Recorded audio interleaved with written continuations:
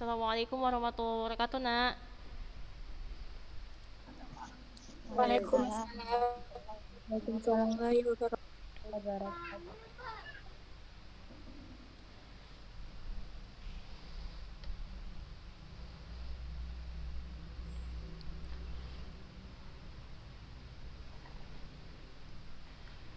Untuk anak-anaknya Ustazah yang baru datang dan yang baru on dan yang baru in ke videonya, silahkan isi kolom chat. Di kolom chat itu keterangan hadir ya, Nak, supaya Ustazah tahu anak-anak Ustazah pada hadir semua hari ini. Ya, diisi di kolom chatnya. Karena acuannya Ustazah untuk absen itu ada di kolom chat, bukan di absen yang dikasih wali kelas. Karena biar Ustazah tahu valid tidak kamu mengisi keterangan hadir setiap pagi yang dibuat oleh wali kelas. Ya, Nak ya.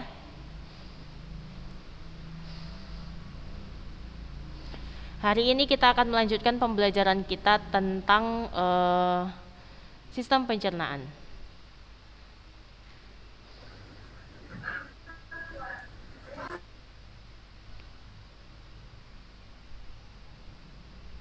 Oke. Kita udah bahas tuh tentang makanan, bagaimana struktur makanan, fungsi makanan, kemudian makanan yang sehat itu bagaimana, kita sudah bahas. Kita juga udah masuk ke sistemnya atau organnya yang turut serta ikut dalam proses pencernaan makanan ini. Tapi kita baru sampai mulut ya. Mulut dan juga kelenjar ludah. Dan anak-anaknya Ustazah alhamdulillah sudah pada hafal tentang kelenjar lidah. Oke, kelenjar ludah. Nah, Ustazah mau tanya dulu dong. Sebelum kita mulai dan masuk ke materi berikutnya yaitu tentang esofagus. Esofagus kita juga udah ya kerongkongan kan? Nah, lanjutannya kita akan masuk ke lambung. Tapi sebelum itu Ustazah mau ulangi dulu dong. Nah, anak-anaknya Ustazah pada inget nggak tentang kelenjar ludah? Kemarin itu udah ada ya yang menyetor hafalannya langsung di hari itu juga. Oke, silakan Nak yang hafal, silakan buka mic-nya, sebutkan namanya, kemudian sebutkan dan jelaskan kepada Ustazah macam-macam kelenjar ludah beserta fungsi dan letaknya. Agina Zah. Agina, silakan Nak. Masya Allah, Agina lagi di perjalanan ya, lagi safar ya. Masya Allah. Tadi katanya izin, tapi mengikuti pembelajaran juga nggak apa-apa Nak, nggak apa-apa. Nanti insya Allah itu menjadi ini buat kamu, usaha yang maksimal buat kamu. Oke, Agina, mana Agina? Ya udah nggak on lagi dia, sayang sekali. Yang lain dulu. Nur Hidayah Zah. Nur Hidayah, silakan sebutkan kelenjar ludah beserta tata letaknya. Jangan lihat buku ya, nggak boleh lihat buku. Oke, silakan. Kelenjar parotis terletak di dekat daun telinga. Kelenjar lingualis terletak di bawah lidah. Kelenjar submandibularis terletak di bawah rahang bawah. Silakan tunjukkan dulu letaknya dengan tangan kamu. Ulangi dulu. Kelenjar parotis ada di Kelenjar parotis terletak di dekat daun telinga. Belakang. Kelenjar sublingualis terletak di bawah lidah. Oke. Kelenjar mandibularis terletak di bawah rahang bawah. Nah, Masya Allah, barakallahu fiq 100 terhidayah. Dua kota lagi habis itu kita lanjut. Yang lanjut dulu. Anissa, silakan Nak Anissa.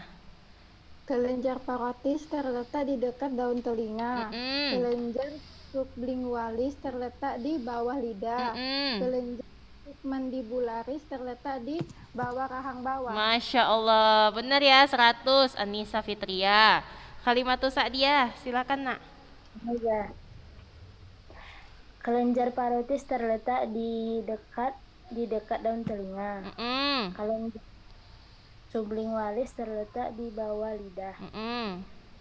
Kelenjar submandibularis terletak di bawah rahang bawah. Masya Allah, benar ya. Benar. Kita lanjut dulu. Nanti ada lagi kok hafalannya. Tenang aja yang belum pernah jawab. Siap-siap hafalannya. Karena hafalannya on the spot Ustazah buat. Biar kamu ingat nak, karena Ustazah gitu waktu Ustazah belajar tuh ya, dijelaskan panjang lebar sama Ustazahnya kan, belajar gitu. Kalau nggak diulang dan nggak dikomunikasikan sama temen atau sama guru, pasti nggak ingat. Tapi waktu kita langsung di situ, jantung kita deg-degan kan ya, karena menghafal tiba-tiba disuruh guru kan. Hafal ayo cepat 5 menit, deg-degan jantung kita kan. Nah di situ kita inget tuh. Pokoknya kalau yang kita sering ingat ya, kalau kita salah, kita ingat banget tuh kesalahan itu dan gak akan ngulangin lagi, kan? Kemudian kalau kita tiba-tiba on the spot kayak gitu, ingat tuh nanti, oh iya kemarin aku nggak sempat jawab, itu tuh yang itu. Tapi coba kalau kamu menghafal sampai kamu tidur, itu iya bawa mimpi ya jadinya ya, bukannya terhafal jadinya. Oke, gitu aja kita ya sistemnya ya. Pokoknya Ustazah mau anak-anaknya Ustazah inget. Jadi ujian nggak buka bukunya nggak usah banyak-banyak lagi. Tinggal ini udah hafal. Lanjut, yang belum hafal aja dihafal. Oke, siap? Oke, masya Allah, barakallahu fiik. Kita lanjut. Dari mulut kamu makan ya, makan nasi kunyam, nyam, telan. Oke, di dalam mulut itu ada pencernaan secara mekanik dan secara kimiawi. Secara mekanik dengan apa? Secara kimiawi dengan apa? Ayo, anaknya Ustazah. Mekanik dengan enzim. Masya Allah. Dengan enzim, mekanik dengan gigi. Masya Allah, banyak yang jawab. Mekanik dengan gigi. Nah, dan juga secara kimiawi dengan enzim yang ada di kelenjar ludah yang udah kamu hafal itu.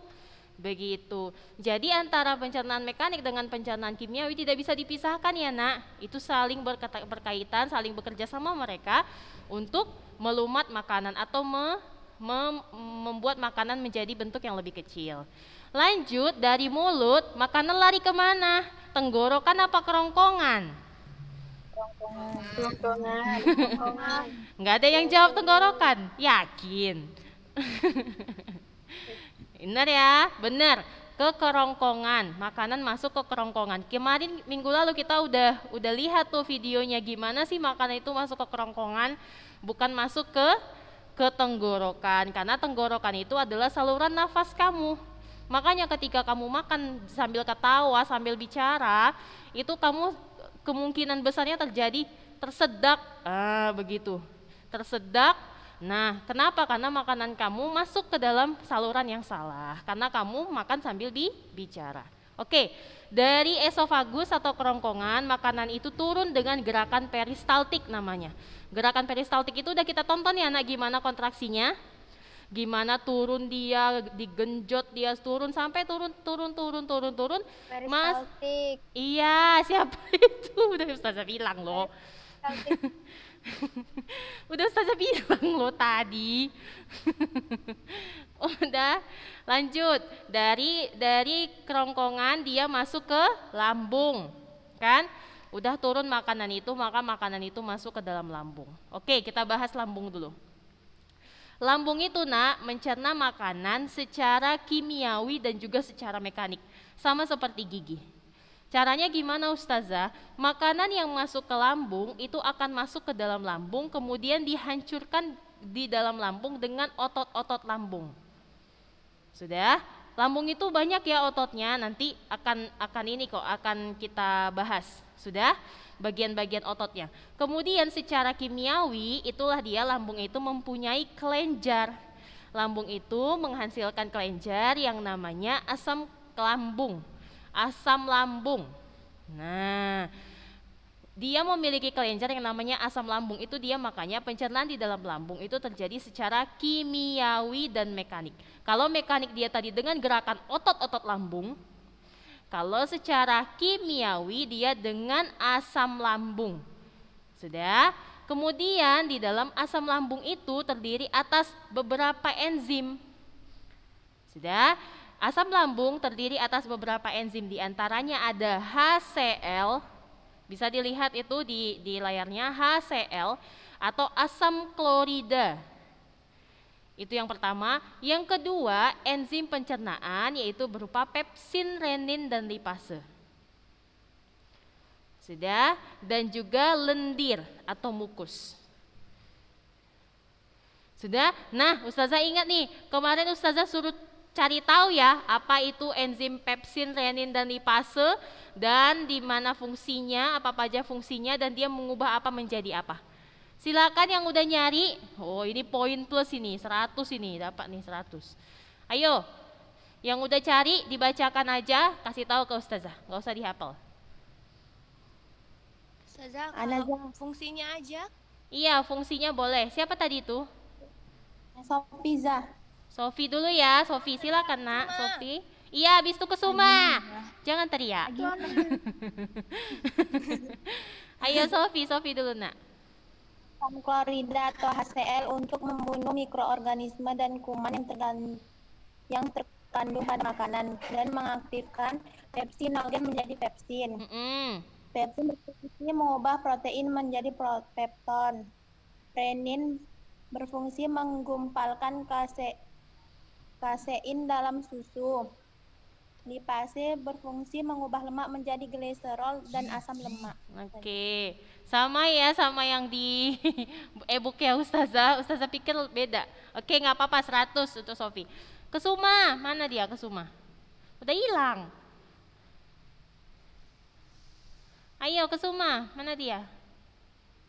Kesuma. Iya.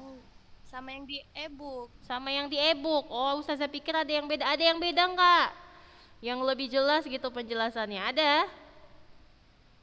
Enggak ada, tertunduk semua. Karena enggak cari. Oke, kita lihat ya. Yang di e-book itu nampak di situ jelas, asam klorida atau HCl itu berfungsi untuk membunuh mikroorganisme atau kuman yang terkandung pada makanan. Jadi ketika makanan yang kamu makan kurang bersih, maka kalau tidak bisa dihancurkan dengan enzim yang ada di mulut itu enzim itu selain berfungsi untuk melumat makanan, dia juga berfungsi untuk membunuh kuman ya nak. Setiap enzim itu fungsinya untuk membunuh kuman yang kamu makan. Kalau kamu makan makanan yang basi atau yang kurang higienis dan sebagainya, maka enzim itulah nanti yang membunuh kuman itu. Kalau nggak bisa dibunuh di mulut, maka yang akan berperan selanjutnya adalah enzim-enzim yang ada di lambung. Dialah yang akan membunuh kuman itu. Salah satunya yang ada di lambung adalah asam klorida. Asam klorida atau HCl pada lambung itu nak, itu sangat kuat ya. Sangat kuat dia, sangat asam, sangat kuat, sangat pekat. Sehingga bakteri atau virus yang tidak bisa dicerna, kemudian yang berbahaya untuk tubuh kamu, maka dialah yang akan membunuhnya. Sudah? HCl. Makanya itu, tapi kemudian nanti kita akan bahas tentang penyakit-penyakit yang ada di lambung ya. Ada juga berkaitan dengan HCl atau asam lambung atau asam klorida.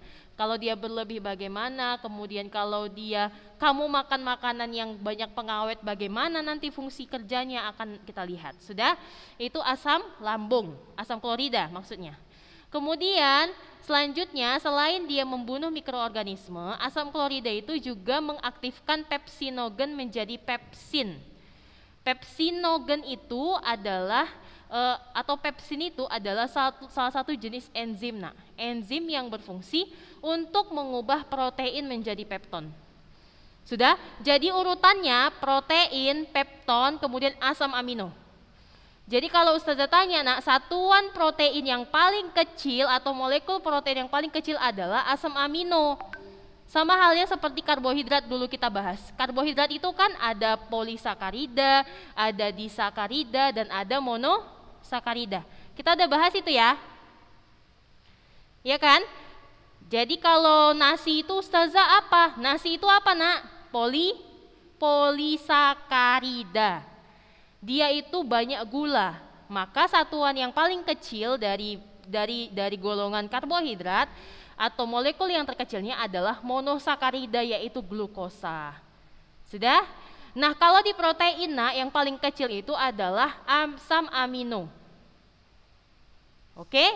Nah, protein contohnya banyak, protein hewani dan protein nabati. Hewani ayam, ikan, kepiting, udang dan sebagainya. Itu hewani. Kemudian ada protein nabati. Protein nabati contohnya adalah tahu, tempe, kacang-kacangan, dan sebagainya, banyak lagi. Itu protein nabati. Itu dia namanya protein. Maka ketika masuk ke dalam tubuh, masuk ke dalam mulut kamu, dikunyah di dalam mulut, kemudian masuk ke kerongkongan, dari kerongkongan masuk ke dalam lambung. Nah, lambung itu akan memecah tuh protein itu menjadi pepton atau bentuk yang lebih kecil. Atau bahasa lainnya kalau di karbohidrat itu adalah disakaridanya pepton itu. Paham? Oke, benar paham. Nah, protein yang masuk ke dalam lambung kamu akan dipecah menjadi pepton. Yang mengubah protein menjadi pepton adalah enzim pepsin. Nyambung? Atau Ustazah kecepatan nih? Kecepatan, Ustazah ulangi ya, pelan-pelan kita ya. Oke, nah, jadi enzim yang ada di dalam lambung itu kan ada asam klorida. Asam lambung itu kan terdiri dari banyak ya, ada asam klorida, kemudian ada enzim-enzim. Enzim-enzimnya ada pepsin, renin, dan ayo, dan apa? Lipase.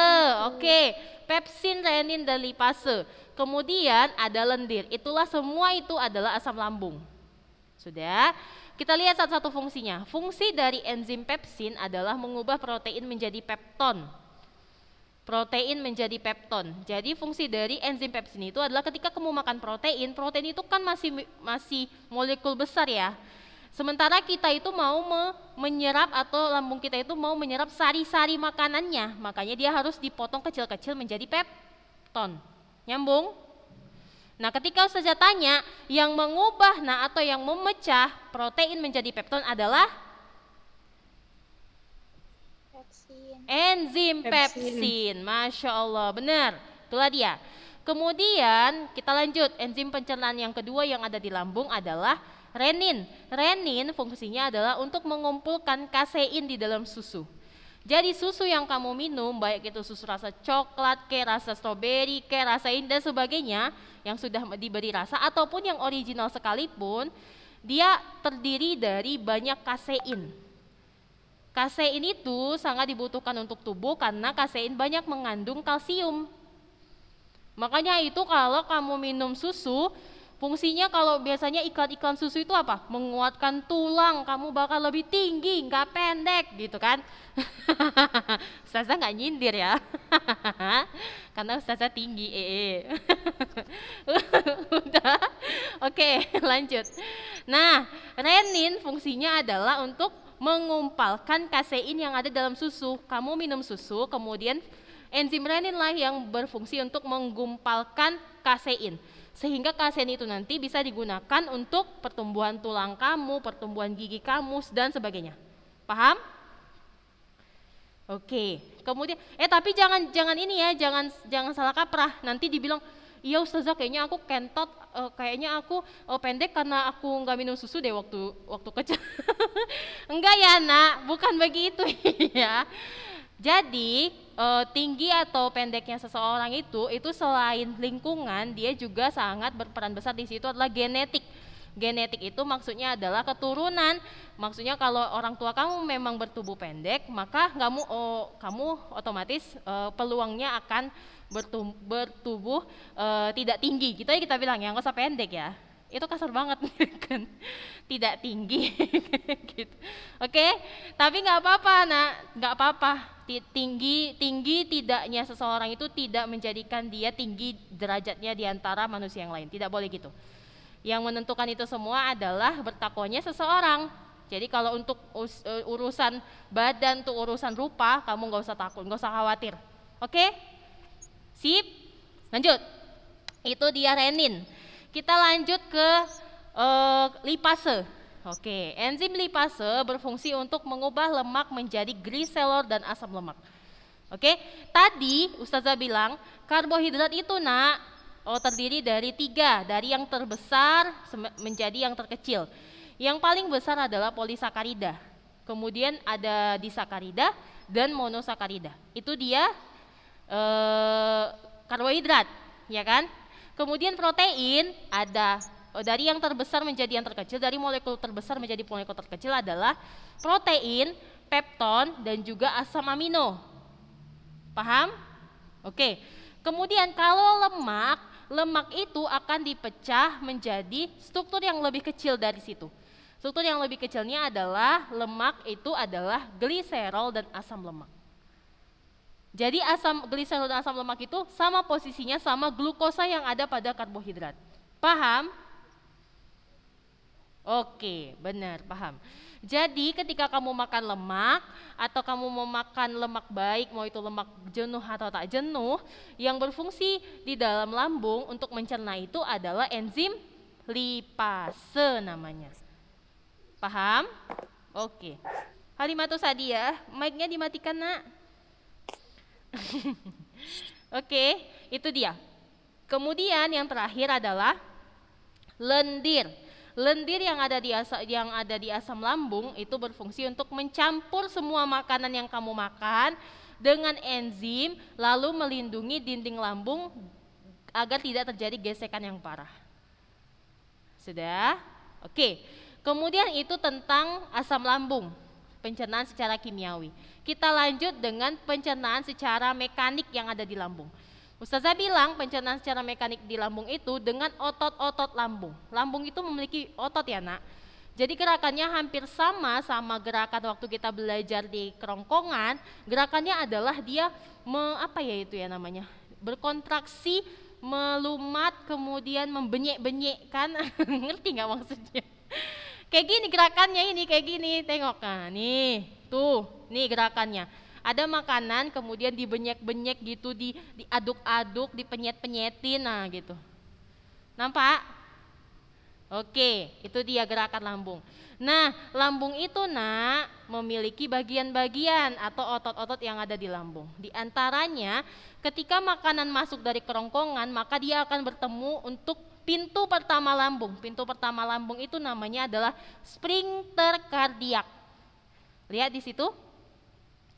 Sphincter kardiak itu adalah pintu pertama lambung. Ini dia, nampak? Nih. Kardiak, kalau di gambarnya itu kardiak aja dibikinnya. Sudah? Jadi dari kerongkongan atau esofagus, maka makanan akan masuk ke pintu pertama lambung, yaitu ada sphincter kardiak. Nampak?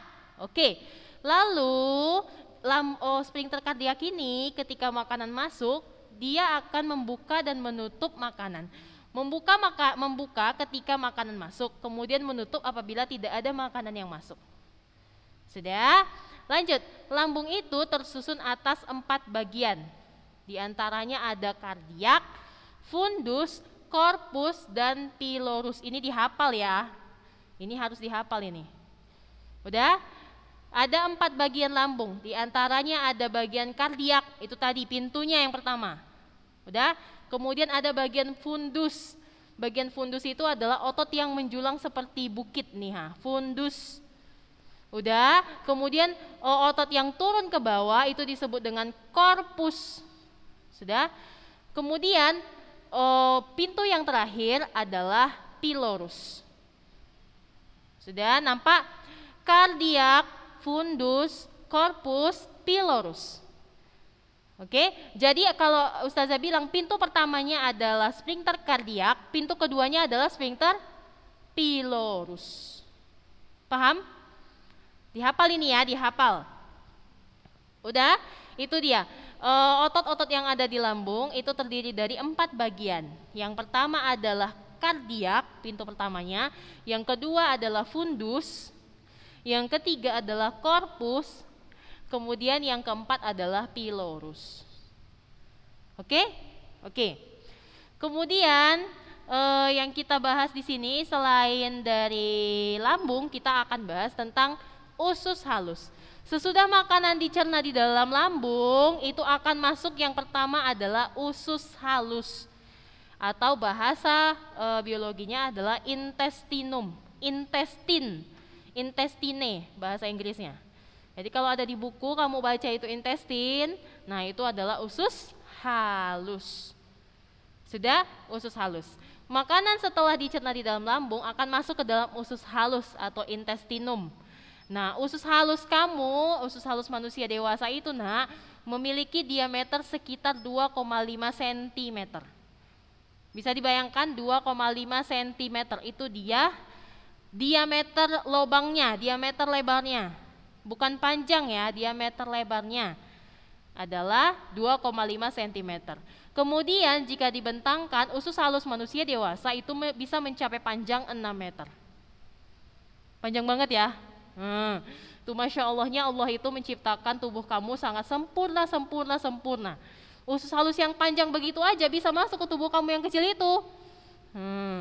Tuh Masya Allah ya. Kita ketika mempelajari biologi tidak henti-hentinya kita bersyukur sama Allah sudah diciptakan begitu sempurna. Sudah? Lanjut. Kemudian di dalam usus halus itu ada struktur yang kecil-kecil disebut dengan villi. Sudah? Villi ini adalah tonjolan-tonjolan yang memperluas permukaan usus sehingga meningkatkan pencernaan, penyerapan. Jadi intinya villi yang ada di sekitar atau di dalam usus halus itu fungsinya adalah untuk menyerap makanan yang sudah dapat tadi dari lambung. Oke, paham? Nampak? Ini dia villi. Nih, jadi ini usus halus. Jadi di dalam usus halus itu di sekitar, di semua permukaan yang ada di dalam usus halus itu, dia ada villi di situ. Villi itu fungsinya adalah untuk penyerapan nutrisi. Dari villi, sesudah diserap nutrisinya dari villi, maka makanan yang udah diserap itu akan lari ke darah. Darahlah yang akan menyalurkannya ke seluruh tubuh kamu. Sudah? Nah, yang perlu dihafal di sini adalah usus halus itu memiliki bagian-bagian. Bagian-bagiannya diantaranya ada duodenum, ada jejunum, dan ada ileum. Duodenum atau usus 12 jari, kemudian jejunum atau jejunum, dan juga ileum. Udah, jadi hafalannya tadi yang pertama adalah tentang lambung, bagian-bagian yang ada pada lambung, kemudian bagian-bagian yang ada pada usus atau pembagian dari usus halus. Oke, waktu kita tinggal 8 menit lagi, silahkan dihafal. Ustazah kasih waktu 3 menit. Hafal yang 2 itu, nanti Ustazah tanya. Yang bisa menjawab, silakan nak. Nggak kelihatan. Iya nggak? Oh, iya yang usus halus, usus halus mau. Nah tuh, udah usus halus no. Ayo. Nampak? Silakan, ayo anaknya Ustazah semangat dong. Yang belum pernah jawab harusnya jawab. Jadi tambahan nilainya makin banyak nih. Pokoknya Ustazah tinggal copy paste aja nanti 100, semuanya jadi 100 ke bawah. Gitu. Oke, slot kuota hari ini, hafalan hari ini adalah 5 orang saja. Ayo.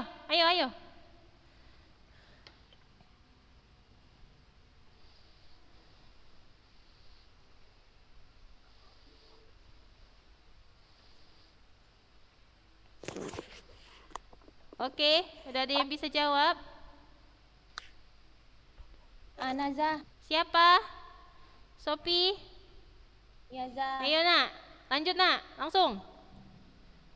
4 bagian lambung, pertama sphincter kardia, fundus, corpus, sama sphincter pylorus. 3 bagian usus halus, duodenum atau usus 12 jari, jejunum,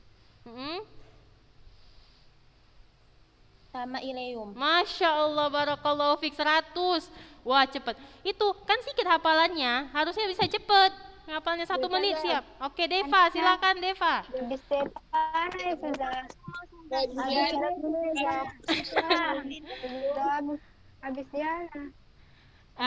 Habis Deva, Syara, habis Syara. Oh udahlah nanti Deva dulu Deva. Ya, bagian-bagian lambung ada sphincter kardia, fundus, corpus sama sphincter pylorus. Habis itu bagian-bagian usus halus ada duodenum, jejunum sama ileum. Iya, lanjut. Siapa tadi? Syarafina, lanjut nak. Nazar. Di lambung strukturnya ada sphincter kardia, fundus, corpus sama sphincter pylorus. Terus bagian usus ada duodenum atau usus 12 jari, jejunum sama ileum. Masya Allah, barakallahu fiik. 100. Lanjut, siapa lagi tadi? 2 lagi. Oke. Nur Hidayah habis itu ke Suma ya. Oke, kita tutup ya habis itu ya. Nur Hidayah habis itu ke Suma. Yang lain minggu depan. Tadi Nisa sama-sama dulu. Siapa? Ulang. Tutup dulu mic-nya. Tutup mic-nya semua. Oke. Tutup mic-nya semua. Oke, Ustazah bilang 1 2 3 habis itu buka mic-nya, sebutkan nama. Oke. Siap. 1 2 3. Kesuma. Oke, ke Suma ya. Nanti yang lain nanti. Lanjut ke Suma. Bagian-bagian yang di lambung. Ya, 4 menit lagi. Bagian-bagian yang di lambung ada sphincter kardiak, fundus, corpus, dan pilorus. Bagian yang ada di usus halus, duodenum atau usus 12 jari, jejunum sama ileum. Masya Allah, barakallahu fiik. 1 lagi. 1 2 3. Oke, Anissa Fitria, lanjut. Di lambung yang pertama sphincter kardiak, fundus, corpus, iya kan saja? Fundus sama yang sphincter pilorus. Masya Allah. Usus halus, duodenum, jejunum, ileum. Masya Allah, barakallahu fiik. Oke, kuota kita tutup. Masya Allah. Aktif kali ya, anak ya Ustazah. Masya Allah, barakallahu fiik. Oke, untuk minggu depan dibaca-baca lagi. Minggu depan kita akan lanjut ke pembelajaran kita tentang usus, masih tentang seputar usus, baik itu usus halus maupun usus besar. Oke, selanjutnya minggu